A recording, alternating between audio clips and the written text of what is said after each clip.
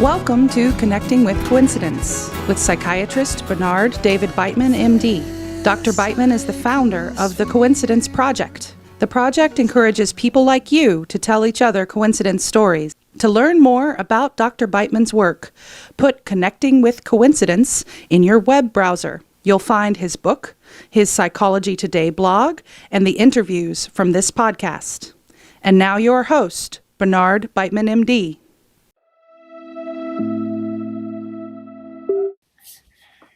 Welcome to Connecting with Coincidence. I am your host, Dr. Bernie Beitman, MD. Glad that you are joining us. We encourage you to tell coincidence stories by telling them to your friends and your relatives, and to anyone who will listen. You will find that more and more people are recognizing the wonder, the imagination, and the usefulness of synchronicity and serendipity. You create some of them. The source of many remains mysterious, at least for now. Come help us unravel the mysteries of everyday life. Connect with coincidence. Our guest today carries with her a real mystery. How is it that some children seem to remember their past lives?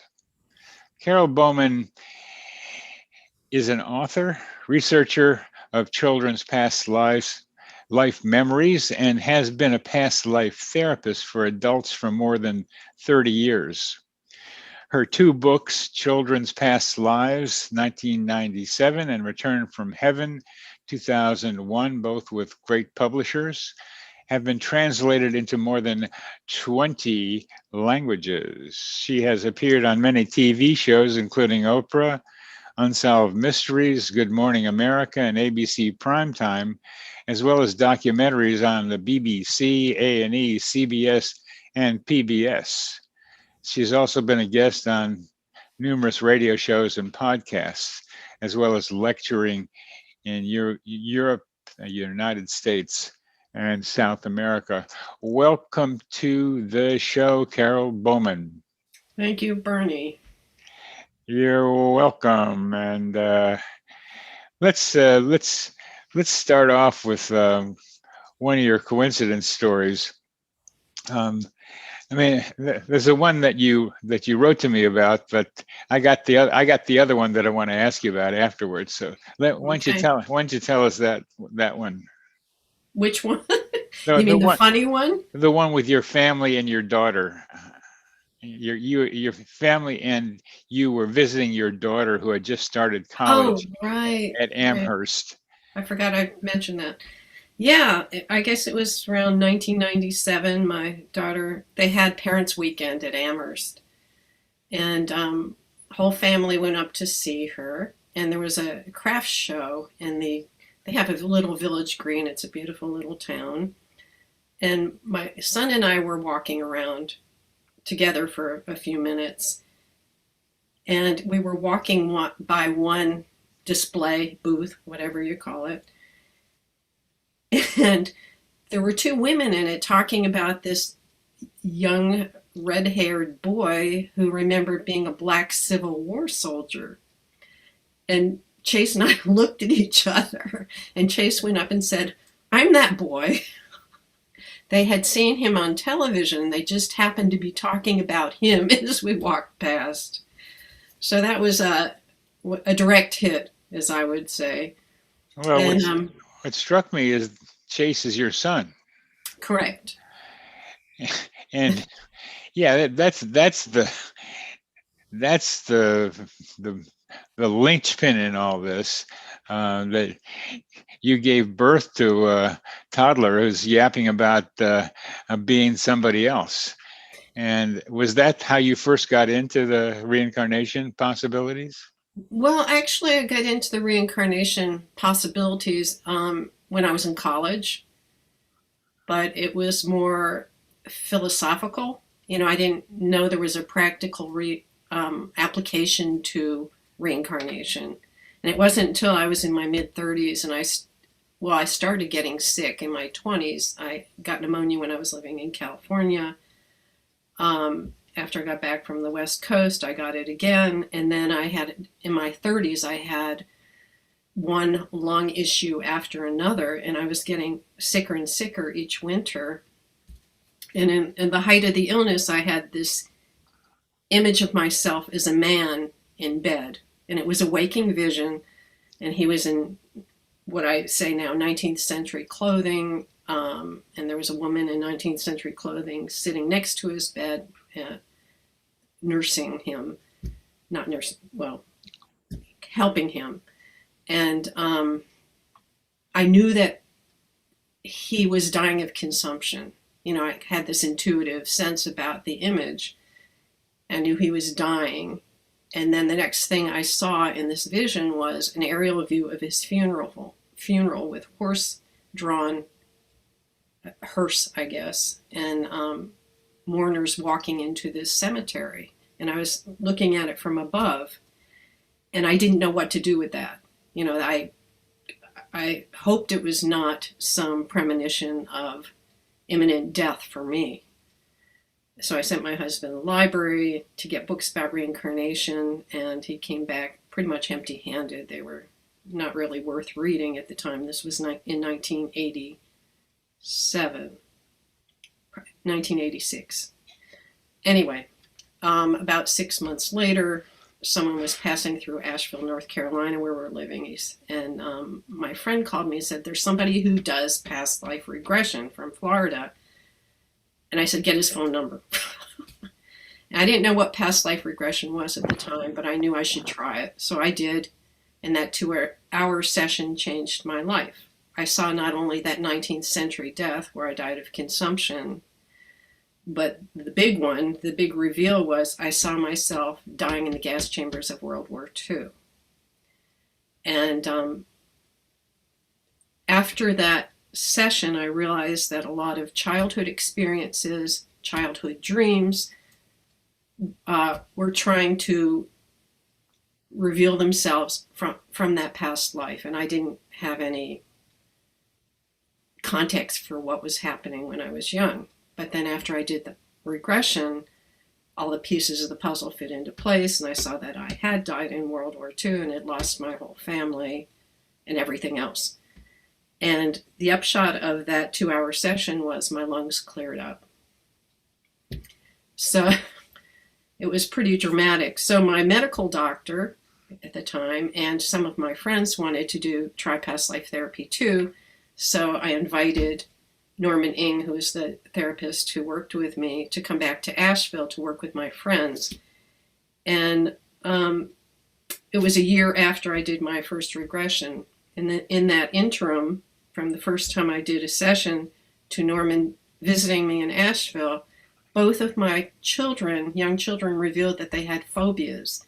And it was pretty obvious with my son that he was terrified of loud booming sounds. And it hadn't come up until that 4th of July in 1988. And he was due to start kindergarten.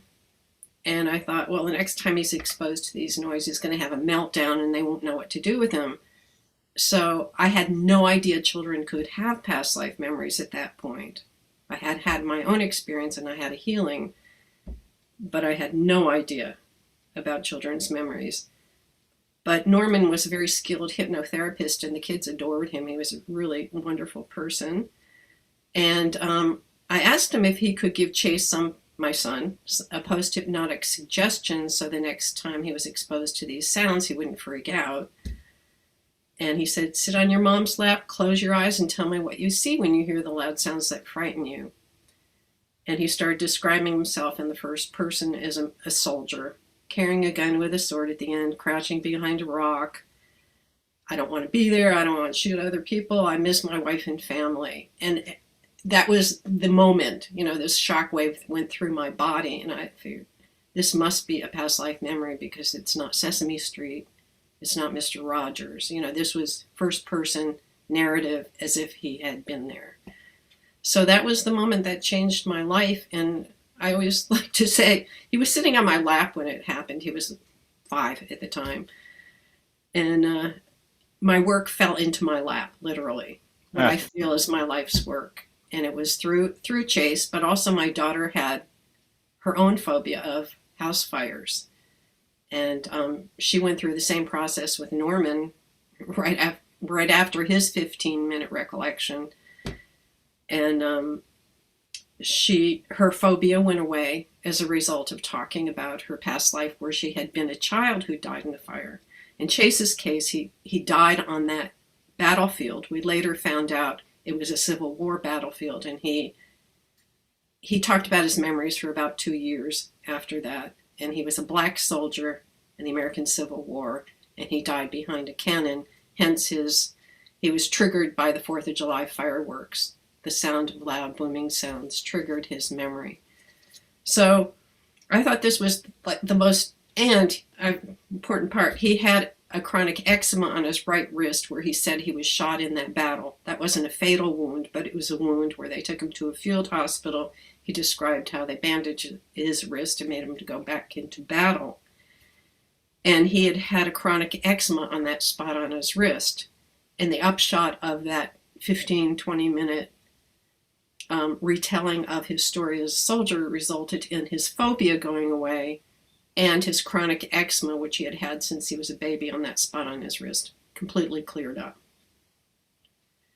So I was absolutely amazed. I thought this is the most interesting thing in the world, and I started pursuing my own form of research with members of my community in Asheville, asking parents if they had ever run across their children talking about past lives.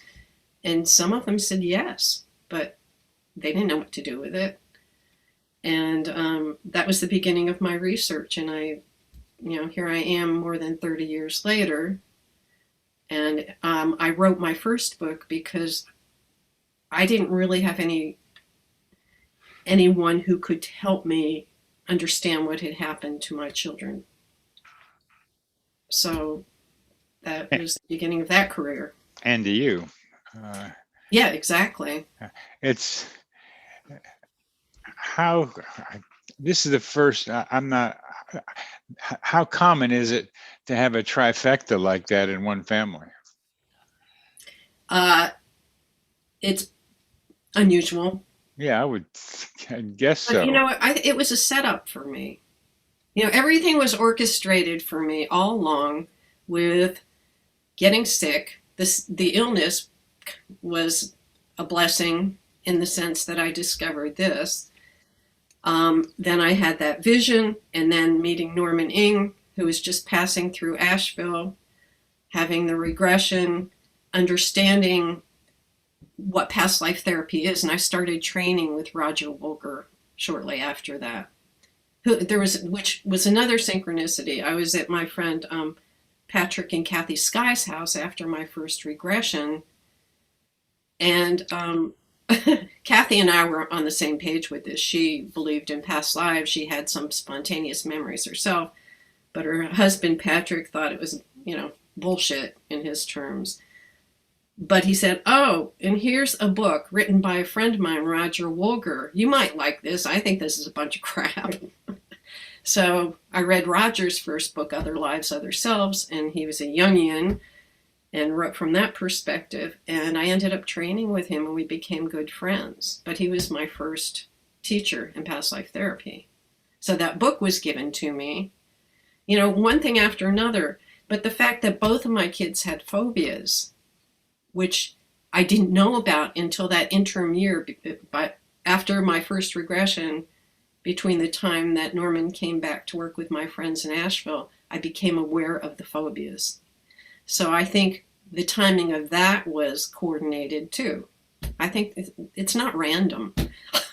And having two kids who both had memories. It ain't random. And yeah. When you got that kind of condensation of 3 in 1, it's there's something else going on. It's a low probability event. Yeah, it's like there's something definitely paid. But just the fact that they both had healings too from their phobias, and Chase had a physical healing. It's there for the scientist in you to use as proof that there's something else here that you hadn't otherwise thought about. Not many people would call me a scientist, Bernie. Well, I would, because we're all scientists trying I to figure agree. out how things work out. I agree. And the idea of citizen scientists is really important to the study of coincidences, because we got to gather the information from all sorts of places. People are trying to figure out what's going on around here. I totally agree with you. And you had evidence, and and so you went for it. Yeah, so we'll call you a citizen scientist if you want Thank to be. you. If you want to be. But you've been more than that. You've been trying to be able to figure this thing out, and being able to, by writing about it and talking with people, and that's begins to look like anthropology and sociology when you start thinking about what you were doing. Yeah, it's interesting because my brother is a heart science person. He's an MD, PhD, and he's very open minded though. I think I may have told in the group. That's a good scientist. A good scientist has to be Yeah, open-minded, open to intuitive. you have to be open to new data instead of just stuck in the old, which is the trouble with modern science these days. Stuck in the old paradigms. Science is investigating the anomalous. Exactly. That's what it is, and you're trying to say, well, oh, that's weird. How did that happen? Now, I had, starting at age 15 or so, a very distinct image of running for a barbed wire fence and climbing the barbed wire fence, knowing I was going to be shot at as spotlights Yeah. came on to me, and I was left hanging with a bunch of bullet holes in me from that barbed wire fence. Do you have any more information on that? Just the feeling of that I couldn't stand being away from my girlfriend. Just that, because I was in a concentration camp is what it seemed like, and I was like going to be dead, or she was gone. I mean, Viktor Frankl did a lot better than I seem to have done with that, and I know what you mean. Yeah. I couldn't. Yeah. That's the image was the barbed wire fence, the spotlights, the bullets, the hanging there. That's about all that I've had. Interesting, because talking about Viktor Frankl, he really helped me because I know that in that life I was in a concentration camp, but I gave up. I was just so numb from all the trauma, and my children had been taken away, and my husband had been taken away before us. So there was nothing left to live for. I didn't have any meaning. So when I read his book and he could determine who was going to survive and who wasn't in the camps, I thought, oh, wow, and I read a lot of survival stories about the Holocaust too, trying to figure out my experience in that time. Oh, there's a nice coincidence books about the Holocaust, the small miracles of the Holocaust, that is part of a small miracles group that has a lot of great stories. I don't know what happened to mine. Books disappear from my house sometimes, and I don't know where they go. Actually, I found a book in the 80s written by Hasidic tales of the Holocaust with the miracle stories. I love that. That's definitely intervention. Yeah, we can talk about how these things happen, which is a matter of faith, hope, and belief, and like what resonates with us. And right. So I spend some time trying to explain, but my major thing is description right now, because it's still a new science, and you got to lay out the territory. And writing about my own coincidences, which were so special and so unique. No, I've read a lot of stories now. I heard a lot of stories. They're not so special. They're not so unique. A lot of people have ones like them. One of the principles I've learned about coincidences, and a lot of other things, if you thought about it, somebody else is thinking about it right now, or will do that very soon. I had a great experience with that, with making up the word simulpathity. By simulpathity, I meant experiencing the pain of a loved one at a distance, the old definition of telepathy, but it needed a new term instead of just being all cognitive. And I had that experience as my father was dying, choking in his own blood, and I was choking uncontrollably 3,000 miles away. And a lot of people had experiences like that. It wasn't that special. So trying to be able to collect. I was a stamp collector when I was a teenager, and it's a collecting store. It's just collecting them and putting them in countries, putting them in categories that I'm doing. And there are different explanations for different subtypes, and we have to be able to explain the subtypes. Now you've got this kind of weird one that, I mean, I had a lot of weird ones, but the one with your redheaded son being talked about right as you're walking by people who are talking about him, that's one of those short time interval types. Right. Where one thing's happening, and if you've just been 3 seconds off or 5 seconds or minute off, it wouldn't have happened. And that's a different category. There's this short time interval ones. How did that one, not nearly as big as some of the ones you've described, but how did that one affect you? Well, to me, when a synchronicity occurs, whether it's a short one or a gap one, where there's a time gap, it just shows me that there's this fabric around us, and we're part of this fabric. And I feel like I'm just, okay, good. I'm plugged in. I'm still plugged in. It just makes me feel more connected to this bigger, whatever is happening behind the scenes here or in the scenes. That is one of the probably most common, if not the most common use of coincidences or synchronicities when they have some meaningfulness to them. That is that I'm plugged in, I'm on the right path, things are going well for me. I've had too much experience to say it means things are going to go well, because I've had major synchronicity where it turned out that things did not go well for me after that. I don't read too much into it. Yeah. It's not like, oh, yes, so, everything's fine. No, not necessarily. But I had to go through something to learn something. That's so important. Yeah. To recognize that some of these aren't confirmation. Right. Maybe they will be sometimes. I've had relatively minor medical problems off and on, like my blood pressure's up again, and I don't like it, but it's like trying to be able to tell me something about what I'm needing to be able to do with myself. And what I'm needing to do with myself now is get rid of the toxins of my past, so that I can be more in the present. At least that's what I have some idea about. They tend to be lessons that we can try to learn from, which is what I like about coincidences, is that what are they telling us that we can learn from? Now, one of the coincidences that I liked about what you have told me before was that you had a friend named Chris when you were growing up.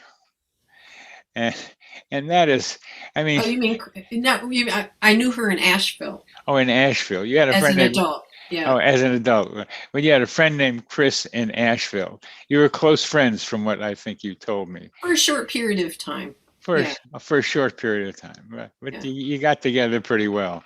Yeah. And then you find out that Chris is married to another prominent past lives researcher. And there aren't too many of us. And there aren't too many of you. That's Jim Tucker, who is a colleague of mine here at the University of Virginia. Mm-hmm. And I like that one. There the two of you are connected, yet in another way, through your relationship with Chris. What did that one mean to you? I'd rather not talk about that publicly. Well, we can talk about it afterwards. Yeah, we'll talk about it afterwards. But well, Jim introduced me to Ian Stevenson. So I got to do some investigations with both of them with my cases. And that was an education, to be able, he literally wrote the book on children's past lives in the West. He was the foremost researcher. His work will live on. His legacy is great in this field. You're talking about Ian? Yeah. Ian. Absolutely.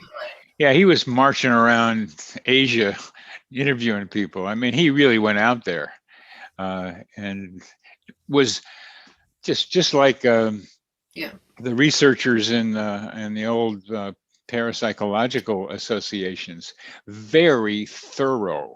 Very, nobody does it quite like that, really grabbing information from all kinds of places and documenting them. Where I was stuck with is telepathic impressions, because in that book there was a lot of simulpathity like descriptions, and so that gave me support for what happened between me and my father, that I could be able to say there's other evidence for this. I'm not the only one. Other people are experiencing them. And that's what he did for me. I never met him because he was gone by the time I was here. Yeah. They're still waiting. They're still waiting for Ian Stevenson to tell them the combination to the lock. I know. I think that's perfect. I love that. But I learned a lot from Ian, and I also saw where my work is different, because they were in such a narrow, trying to authenticate each memory, to verify each memory. So that precludes 98% of the types of memories kids have in the West. They cannot be verified because the cases he was studying were in Asia, in India, and Southeast Asia. And the kids' memories are of a different quality because they believe in reincarnation. I think the children are more forthcoming with their memories, and they remember more details like proper names, so they could identify people. In 30 years of research here, I just have a handful of cases that could be verified. The kids here don't remember names in the same way that they do in countries where they believe in reincarnation. In countries where they believe. And didn't in India a lot of the cases took place within a small range of distance from each other? Sometimes. Yeah, but still, I mean, people weren't mobile there as they are in the United States. Yeah, that'll make a big difference. Yeah. It makes a huge difference. But because of the cases that Ian investigated, there's a different kind of evidence that's available in Western cases, and I didn't have any budget doing this research in 30 years. The only money I got from it was the advances on my books, the royalties on my books. But I managed to find that, there are patterns in Western cases too that are different from what Ian is talking about. And I'm writing about that now. I'm working on my third book. And it's all American cases and the adults in past life therapy. So since I'm trained in both, and I've been working with adult clients for more than 30 years, I know what that territory is and how it's similar to what the children are experiencing. The healing is the same by going back and processing the past life trauma. It's the same thing. With children, it's much easier because they're much closer to the source. They haven't been indoctrinated, acculturated, layering over of experience. So anyway, that was started out really well, meeting Ian and just seeing that I'm doing something different. And Jim is continuing in his footsteps, and I've gone off in a different direction. Mine is a much more practical approach. I'm addressing those 98 or 99% of cases where the parents need help to help the children process the traumatic past life memories. Instead of trying to verify, which what Jim is. Yeah, well, good luck, because, the cases are just, they're hard to find. Yeah. The verifiable cases in the United States. Yeah. Yeah. Anyway, So anyway, that's another subject for another yeah, time. right.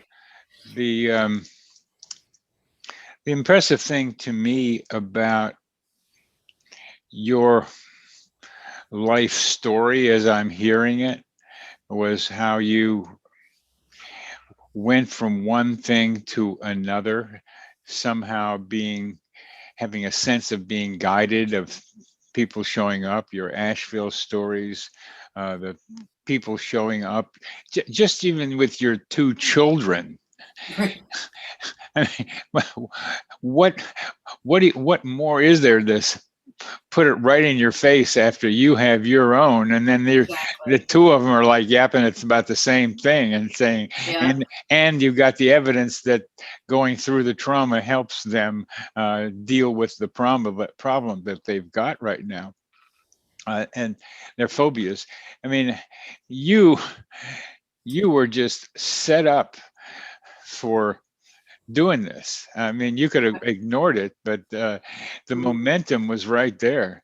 And as we were talking about it earlier, that you did a paper while you were in college on the Tibetan Book of the Dead and William Blake. Now, they are connected. I mean, they Yeah. certainly have something in common because they both get beyond the regular pale of current existence as we think about it and get into some higher consciousness.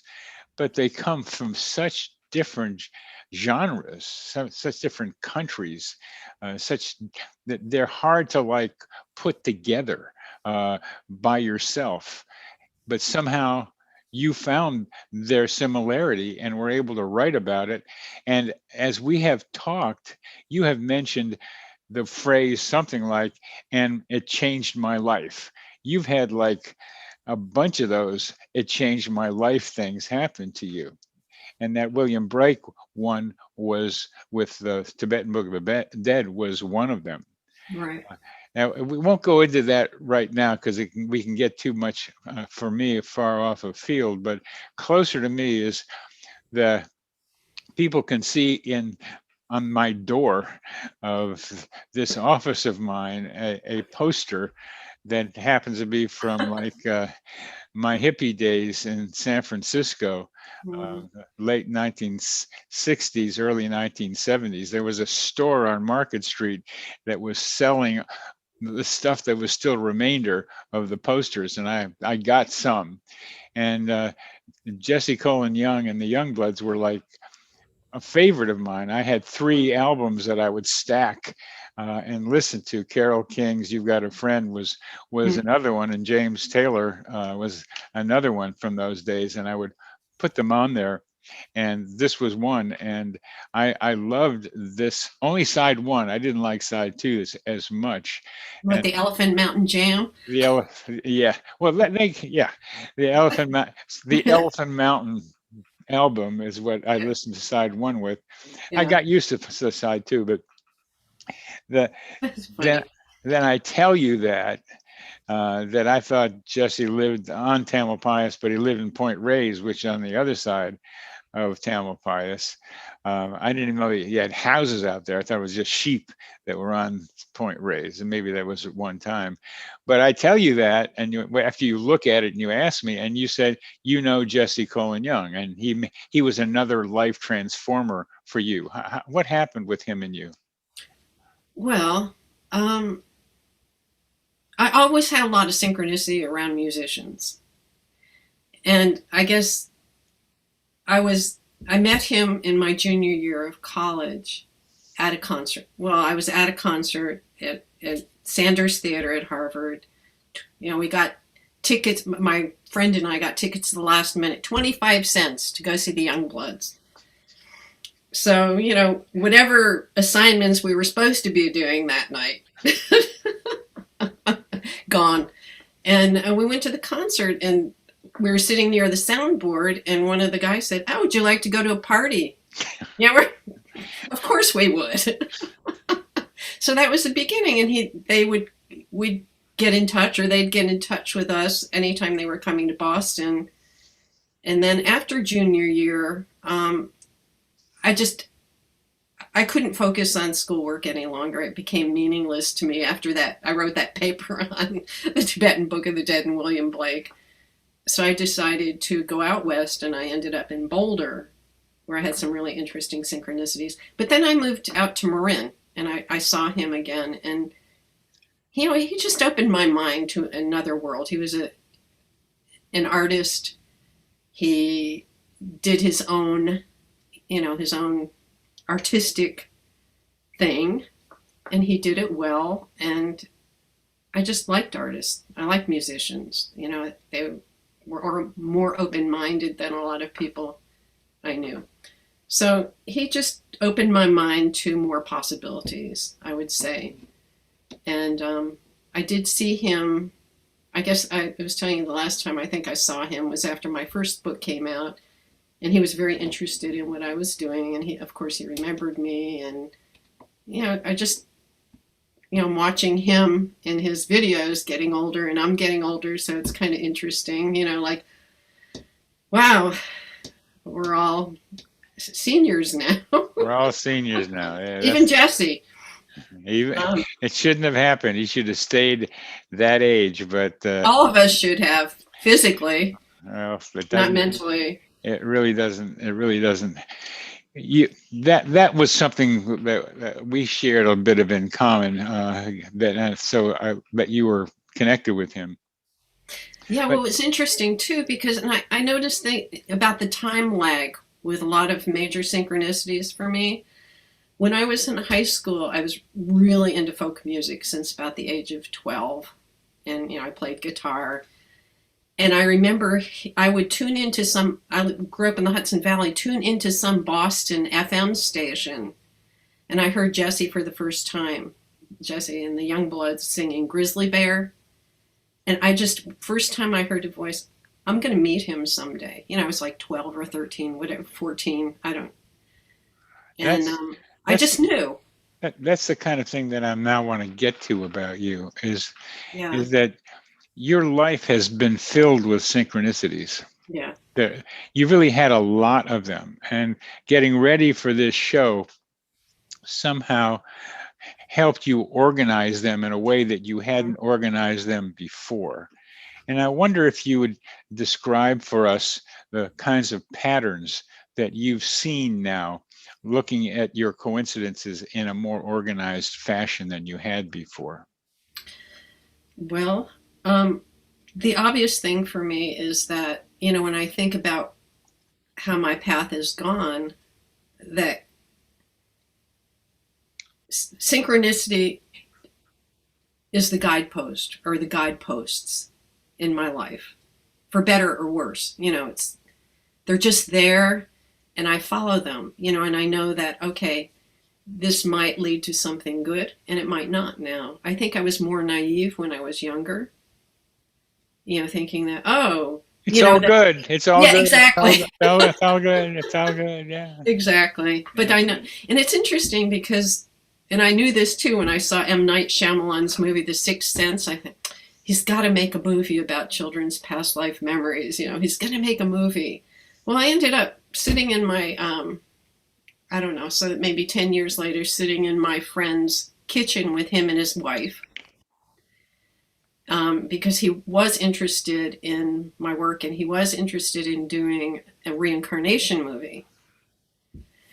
And when I was leaving that luncheon, he and his wife left first. The friend who was their friend who hosted the luncheon for me, it was just the four of us. She gave me this book that a journalist friend had written about M. Night Shyamalan, how he ran his life through synchronicities. Everything was good. You follow this, it's in that inflated sense. Yeah.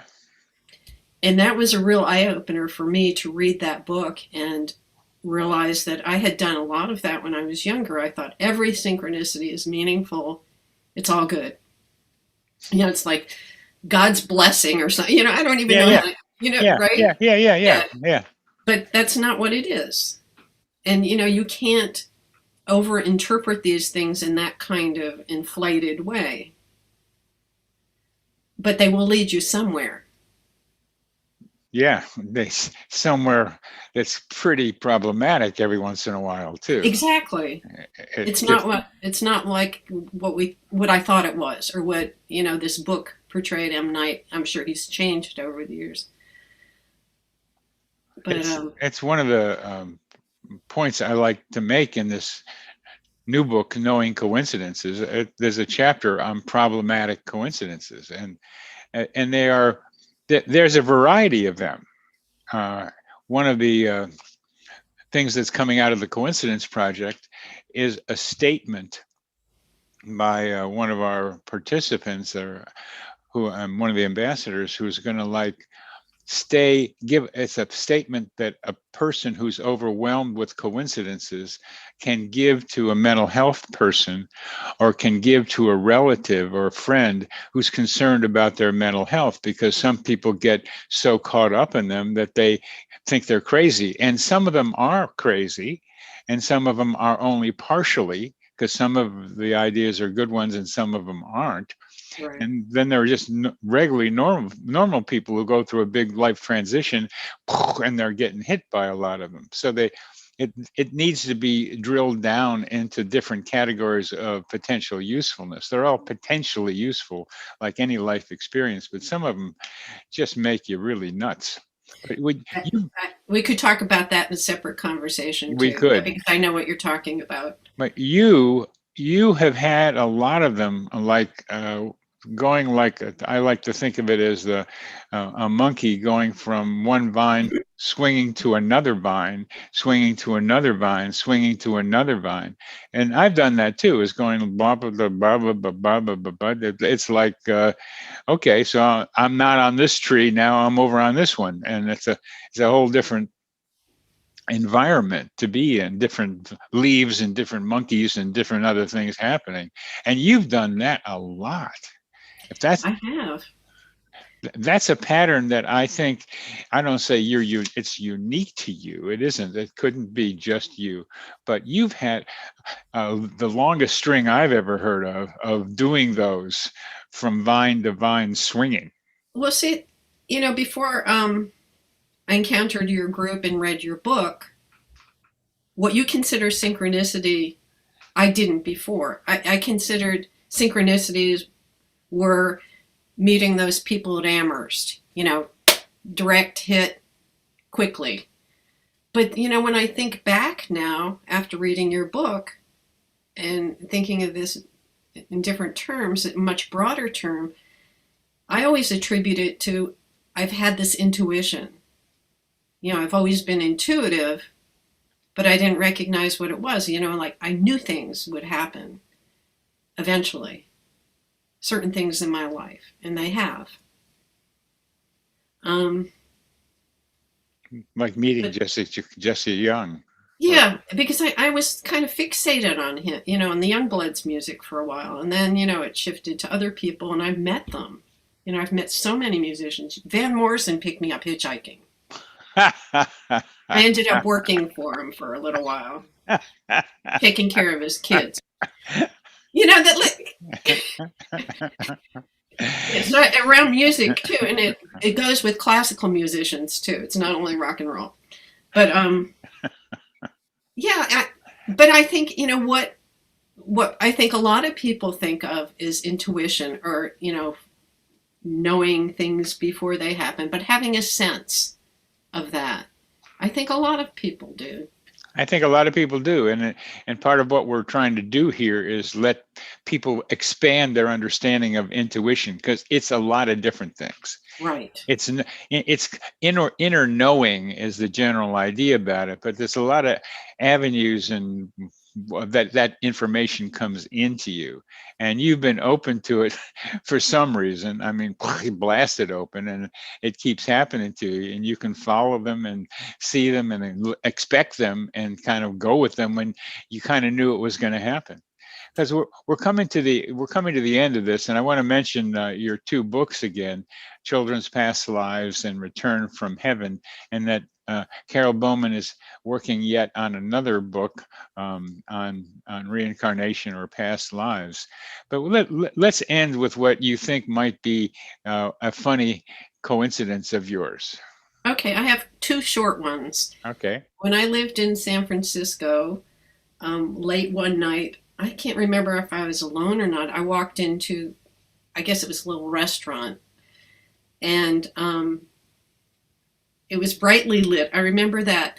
And all of a sudden, I had a huge sneeze, and some man was standing next to me, and he handed me this little pocket-sized Delsey tissues. I don't think they even make those anymore. Before Clean Out, Delsey. He handed them to me, and I said, "Oh, Delsey Dorfman." He said, "You know her?" It was the mother of one of my friends growing up, but they lived in another town. But I always thought her name was funny, Delsey Dorfman.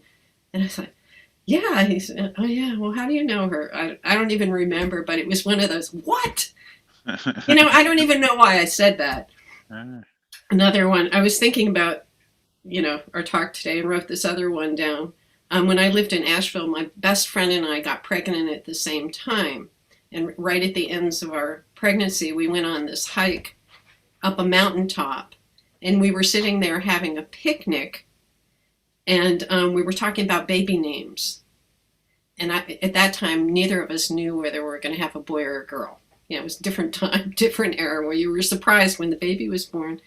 So we were talking about I was talking about boys' names, and we had narrowed it down to two, and one of the names was Chase.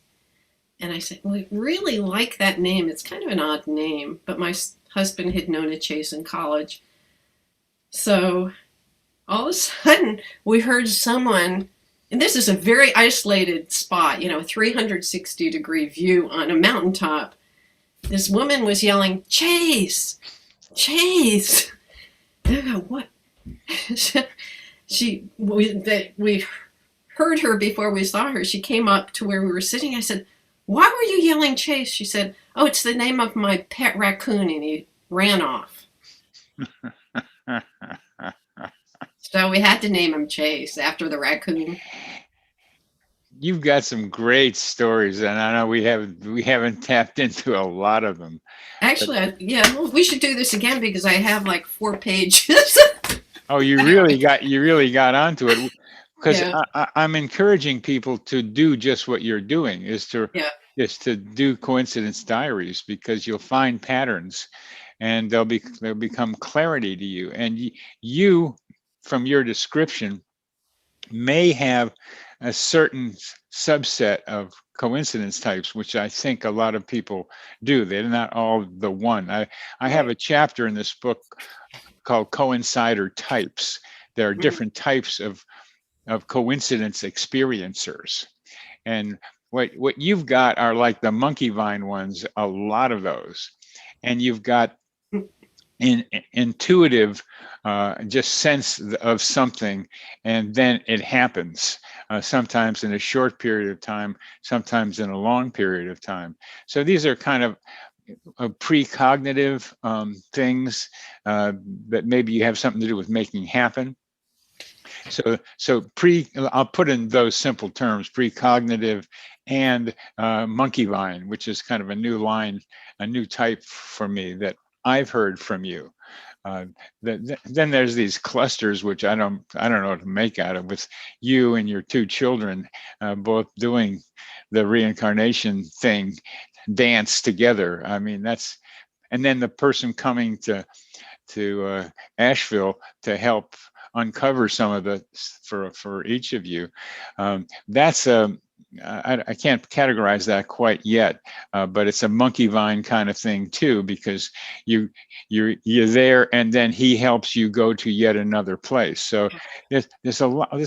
I think you're a monkey. I know I'm a monkey. You do know that.